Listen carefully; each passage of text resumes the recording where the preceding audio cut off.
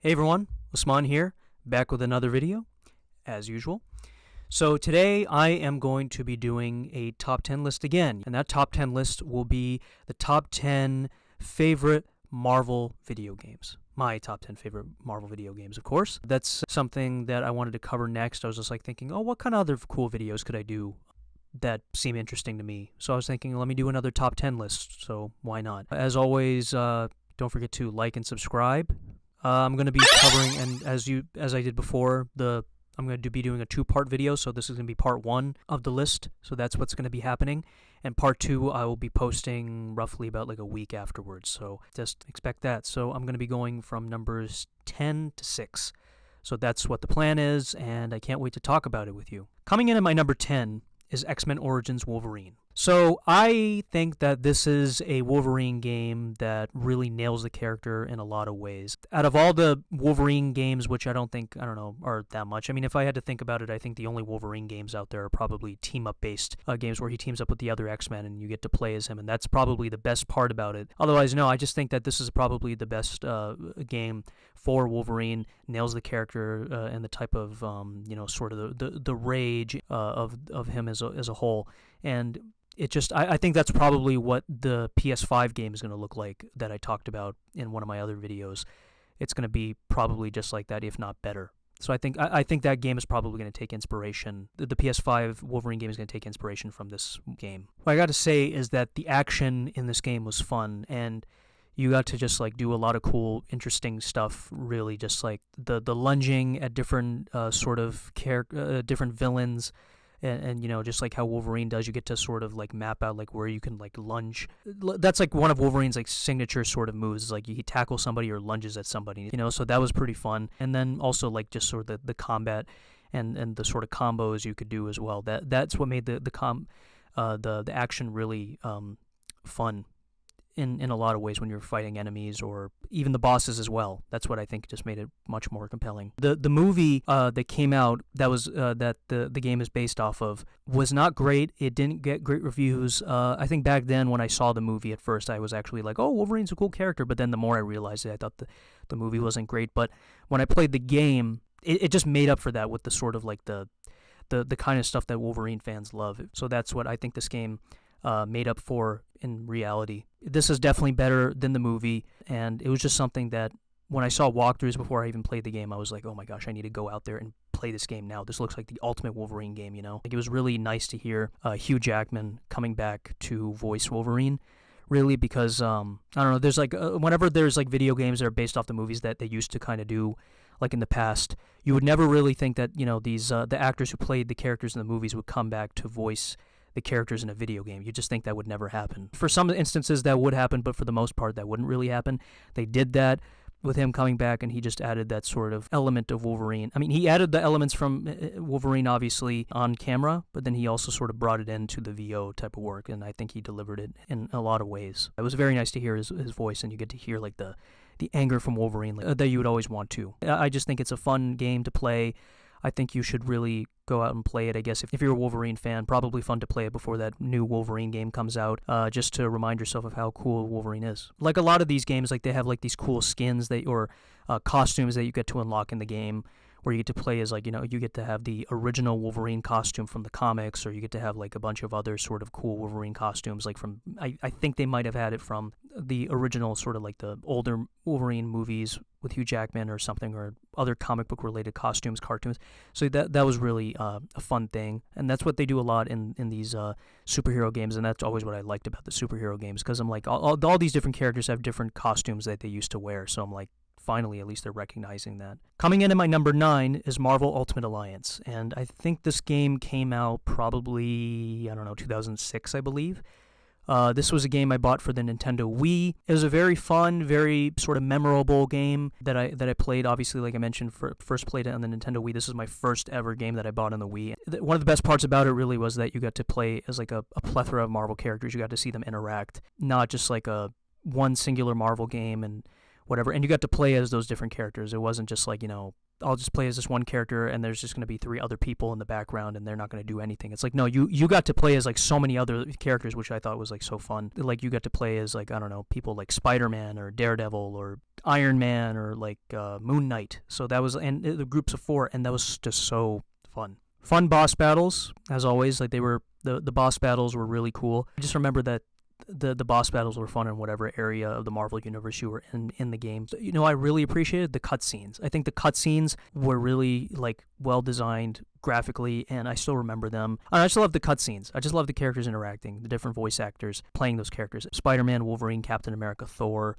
them teaming up together, and then even missions as well. Like when you were going to the specific area, like I said, in the Marvel Universe, a specific mission, then you got to see so-and-so interacting. So that was fun. I think this game is better than the second game, Marvel Ultimate Alliance 2, which was based off the Civil War storyline with the Iron Man, Captain America taking different political stances. That game was fine. I liked that game, but the third game I never played. I think they released it like later on. But if I had to be honest, I just think that the first game I think is just so much more immersive, and I think I like the story more in that. And you get more opportunities to play as other characters besides than you've ever gotten the chance to before. The gameplay was not bad. I mean, I think the gameplay was pretty standard. Just like, okay, I'll just use this one button to do all the attacks. I'll do this one button to do all the jumping or flying. I'll use this button for probably, I don't know, doing like these special attacks. I mean, it was pretty standard, but I still found it to be a good visual treat. Coming in at number 8 is Lego Marvel Superheroes. So this game came out, I think, in 2013. So it was a fun, like it was, I believe, October 2013.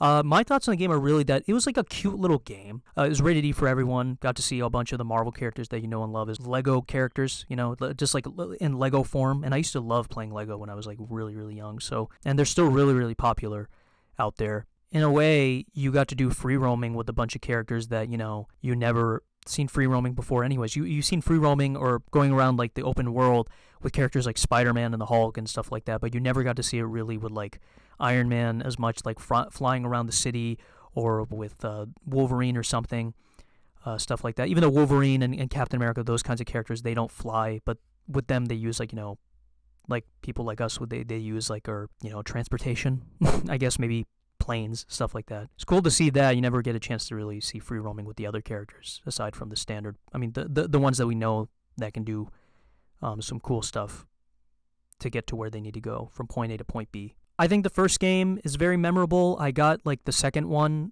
I think it was like Lego Marvel's Avengers, which is based off like the Avengers movies. That one was okay, not really memorable, not that great. DC also does like a lot of Lego games. They had like Lego DC Superheroes or something, and I think they did that before Marvel. I think this might have been created by the same studio. This game I think is also multiplayer, so you get to, I don't know if it's like you get to play as all 4. I don't remember. I think you only get to play as probably 2, so it's still like a multiplayer type of deal, just like Marvel Ultimate Alliance. But I think this game is more open to you doing, like I mentioned, free roaming, as opposed to a Marvel Ultimate Alliance was, where it was like level by level by level by level by level. Coming in at my number 7 is Spider-Man Web of Shadows. This game came out in 2008. It's one of the Spider-Man games I also played at a very young age. This game used to be kind of hard, actually, and I played this on the Nintendo Wii like a lot, and it was pretty hard in terms of just a lot of things. I think the graphics on the Nintendo Wii version of this game were lackluster. I don't think they were that great at all compared to the other consoles that they had, like with the Xbox and the PS3, I believe, back then, or something like that. This one paled in comparison to those other ones. I still had fun with the game regardless of the graphics. I would say the gameplay was kind of fun. It was neat for the Nintendo Wii. There were some cameos by cool Marvel characters like Moon Knight and Wolverine and Luke Cage. They even made references to other characters that we believe, like the Fantastic Four and Iron Man, Tony Stark, so that was cool. You never got to play as those characters, though, which was kind of a shame, but you got to at least fight Wolverine, and then there was like a symbiote version of Wolverine, which was interesting. You got to talk to Moon Knight about like, specific sort of missions and things like that, but I wish you could play as like those characters, but it was more of a Spider-Man centric game, I guess, so maybe they want to focus specifically on Spider-Man and fighting this threat because it's only dealing with symbiotes and Venom rather than going to other character stuff, I guess. And also, the black suit, you got to play as like the black suited Spider-Man. That was actually fun. You got to do a lot of different things that you never really got to do with the standard regular Spider-Man character. That costume, I guess, like, switching in between, that was actually fun. And you got to switch between oh, well, you played the good version of Spider-Man, the bad version of Spider-Man, and there would be different scenarios regarding that and what the outcome of the game would be. I like that. You don't really see that a lot in the other Spider-Man games when it involves the black suit or anything else. You know, the game's main sort of story, I think, revolves around like a symbiote type of virus infecting New York, and Spider-Man has to find a way to stop it. And I thought that was a very interesting take. Like, the combat system as well, like in this game, was really unique. I believe this is the first game that introduced the web strike, because they use web strikes in all the other Spider-Man games afterwards, but I believe this is the first game that actually introduced it. So you got to web strike someone, jump up in the air, shoot a web at them, and then you got to practice it. And Luke Cage used to tell you how to do that all the time. It's like jump from one enemy to another enemy to another enemy. Those were always hard to me, but I still managed to figure it out. Side missions weren't bad. I guess like if you had to go to like a symbiote hive where they were growing more symbiotes, and Spider-Man, you had to stop them. You had to stop them by just like, beating up the symbiote hive or something, beating up the infected symbiote people, bringing people to quarantine zones. I actually like that. And it's like number of infected saved or something, it's said in the bottom corner. The wall combat was actually pretty innovative. I don't think you really see that kind of wall combat like in other Spider-Man games now or even beforehand, but the wall combat where you got to use like a bunch of spinning kicks or so, that was actually pretty neat. And coming in at my number 6 is Spider-Man Shattered Dimensions. This game came out, I believe, in September of 2010. It had a cool, like, sort of thing where it was like a kind of multiversal spanning story with different Spider-Man from different universes. You had Spider-Man Noir from like the 30s. You had the current Amazing Spider-Man that we all know and love. You had Spider-Man 2099, and then you also had like from the future. Then you also had like another version, Ultimate Spider-Man. He had the black suit.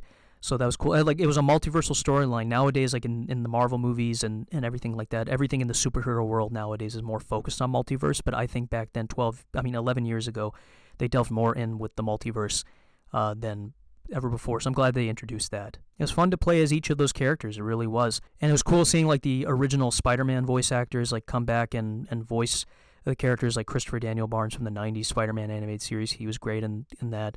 Voicing Noir was Dan Gilvezan. He voiced Spider-Man and His Amazing Friends. Him coming to do Spider-Man 2099, Ultimate Spider-Man, that kind of stuff. Like, it was just like cool, like seeing those guys at least coming back to voice those roles. I mean, to voice the Spider-Man roles. It's like a nostalgia thing, childhood thing.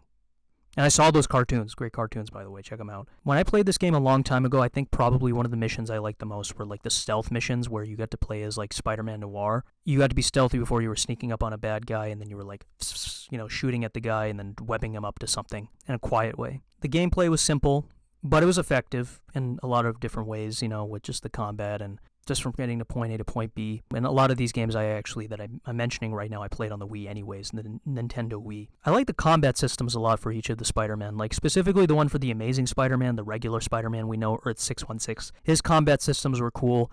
I really liked his a lot. You get to use you got to make like web hammers and be like whoosh, whoosh, whoosh, and like hit things a lot. That was so fun. I think that was probably my most favorite Spider-Man sort of combat move ever. Yeah, I just thought that every boss battle was pretty fun. Like, you got to fight Hammerhead and like Green Goblin and Carnage, and Deadpool was randomly in this. So they all had like individual sort of things that you would like in a Spider-Man game. Those are the first, I believe, 5 Marvel superhero games of mine that I covered in this video. I'm going to do part 2, which is going to be coming up soon after that. So be on the lookout for that. I'll see you next time.